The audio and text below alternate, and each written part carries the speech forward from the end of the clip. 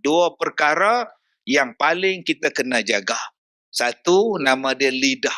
Dua, nama dia jari. Dua benda ni tuan-tuan, jangan main hentam saja. Isteri masak nasi tak tekan. Mana nasinya terlupa tekan bang. Bodoh.